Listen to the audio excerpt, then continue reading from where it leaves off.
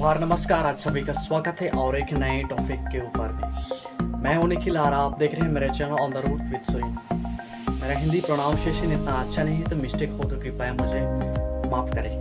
बात है एक इंसान की जो रियल लाइफ मुगली था। हमने शायद मुगली सिनेमा या मुगली कार्टून एपिसोड्स देखे होंगे, परंतु ये सब मुगली सिनेमा या फिल्म एक व्यक्ति के लाइफस्टाइल से इंस्पायर्ड होकर बनाया गया है, जो एक रियल लाइफ मुगली था। रियल लाइफ मुगली का नाम डीना सनीचर था।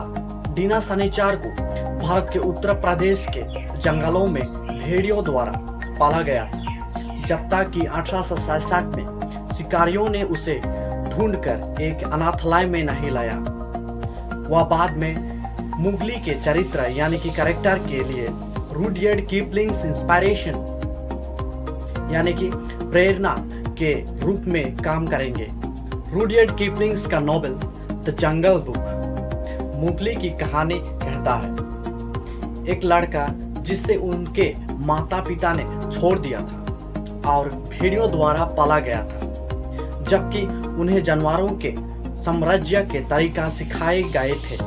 उन्होंने कभी यह नहीं सीखा कि दूसरे इंसान के साथ कैसे बातचीत किया जाए। किपलिंग्स की फेमस कहानी, जिसे बाद में डिज्नी द्वारा कई फिल्मों में रूपांतरित किया गया, ह्यूमन सिविलाइजेशन और प्रकृति के बीच सेल्फ डिस्कवरी और हार्मनी के बारे में एक इंस्पायर्ड संदेश पर समाप्त होती है।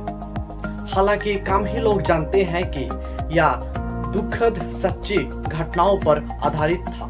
19वीं सेंचुरी के एक भारतीय व्यक्ति जिसका नाम डीना सनीचर है, जिसके अवसर वास्तविक जीवन का मोगली कहा जाता है, भेड़ियों द्वारा पाला गया था और उसने अपने जीवन के पहले कुछ वर्षों को यह समझकर बिताया था कि वह एक है। जब शिकारियों ने उसे गुफा में पड़ा हुआ पाया तो वे उसे उठाकर अनाथालय में ले गए। वहां मिशनरियों ने सिखाने की कोशिश की उसे वह सब कुछ जो उसने कभी नहीं सीखा, बुनियादी बातों से शुरू करते हुए चलना और बात करना। हालांकि मानव व्यवहार और पशु प्रकृति के बीच की खाई को दूर करने के लिए डीना सनीचर के लिए बहुत व्यापक साबित हुआ।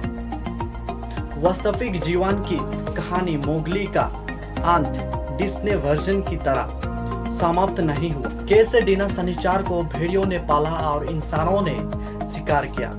वर्ष 1866 भारत के बुलंदशहर में एक रात शिकारियों के एक दल ने जंगल में अपना रास्ता बनाया, जब वे एक संशोधन पर ठोकर खा गया।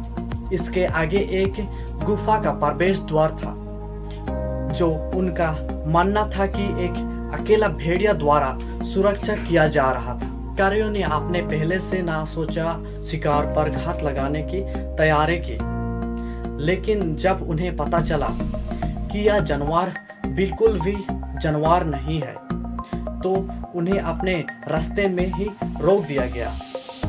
यह एक लड़का है, 6 वर्ष से बड़ा नहीं था। वह ना तो पुरुषों के पास गया और ना ही उनके सवालों का जवाब दिया। जंगल के बाहरी इलाके में लड़के को पीछे छोड़ने नहीं चाहते थे। शिकारी उसे आगरा शहर के सिकंदरा मिशन ऑर्फनेज में ले आए। उसका कोई नाम नहीं था, इसलिए मिशनरियों ने उसे एक नाम दिया। शनिवार को जिस दिन वे पहुंचे, उस दिन के हिंदी शब्द के बाद उन्होंने उसका नाम डीना सनीचर रखा। सनीचर सिविलाइज्ड दुनिया के साथ एडजस्ट होने के लिए संघर्ष करता है। सिकंदरा मिशन ऑर्फनेज में रहने के दौरान सनीचर को दूसरा नाम दिया गया, वुल्फ बॉय। मिशनरियों ने सोचा कि यह उनके अनुकूल है, क्योंकि उनका मानना था कि उन्हें जंगली जानवरों ने पाला था और अपने जीवन में कभी भी मानव संपर्क का अनुभव नहीं किया था। उसके वृत्तांतों के अनुसार शनिचर का व्यवहार मनुष्य की तुलना में किसी जानवर से अधिक मिलता जुलता था। उसने उसका 2 हाथ को पैर की तरह मिलाकर वह चारों तरफ घूमता था और उसके अपने 2 पैर पर खड़े होने में कठिनाई होती थी। वह केवल कच्चा मांस खाता था और अपने दांतों को तेज करने के लिए हड्डियां की उतारता था। जिस सुविधा से वह चारों पैर हाथ और पैर पर चलते हैं वह सरप्राइजिंग है। अनाथालय के सुपरिंटेंडेंट एरहर्ड लेविस ने एक बार एक दूर के सहयोगी को लिखा था, किसी भी भोजन को खाने या चखने से पहले हमारा उर्फ बॉय उसे सूंघते थे और जब उसे गंध पसंद नहीं होती है तो वे उसे फेंक देते थे। वास्तविक जीवन मोगली के साथ संबंध करना 2 कारणों से कठिन था।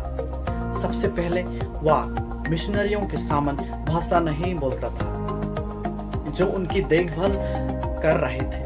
जब भी वह दुख को व्यक्त करना चाहता था वह एक भेड़िया की तरह उगता या चिल्लाता था। दूसरा, वह हस्ताक्षर करना भी नहीं समझता था। जो लोग एक ही भाषा नहीं बोलते हैं वे आमतौर पर अपनी उंगलियों से विभिन्न वस्तुओं की और इशारा करके एक दूसरे को समझने के करीब और आ सकते हैं, लेकिन क्योंकि भेड़िया इशारा नहीं करते या उसके बाद के लिए कोई उंगलियां है या सार्वभौमिक इशारा शायद उनके लिए अर्थहीन था। हालांकि शनिचर ने मिशनरियों को समझना सीख लिया, लेकिन उन्होंने कभी भी उनकी भाषा खुद बोलना नहीं सीखा। शायद इसलिए कि मानव भाषण की आवाज उसके लिए बहुत ही अलग थी। शनिचर जितना अधिक समय तक अनाथालय में रहा उतना ही वह एक इंसान की तरह व्यवहार करने लगा। उसने सीखा कि कैसे सीधा खड़ा होना है और मिशनरियों के अनुसार उसने खुद को तैयार यानी कि ड्रेसअप करना शुरू कर दिया। कुछ लोगों का कहना है कि उन्होंने सबसे मानवीय गुण भी ग्रहण किया, जैसे कि सिगरेट पीना। वह 20 वर्षों से अधिक समय तक अन्य मनुष्यों के बीच रहा, लेकिन उसने बोलना कभी नहीं सीखा और अपने पूरे जीवन में गंभीर रूप से विकलांग बना रहा। शनिचर एक भारी धूम्रपान करने वाला था और 1895 में ट्यूबरक्लोसिस से उनका मृत्यु हो गई। अगर रियल लाइफ मोगली के बारे में सुनकर वीडियो अच्छा लगा या नॉलेजेबल लगा तो जरूर से जरूर हमारे channel on the route with Surin को लाइक, शेयर एंड सब्सक्राइब जरूर करना। मिलते हैं नेक्स्ट टॉपिक के ऊपर में, तब तक के लिए जोहार, जय हिंद, जय भारत।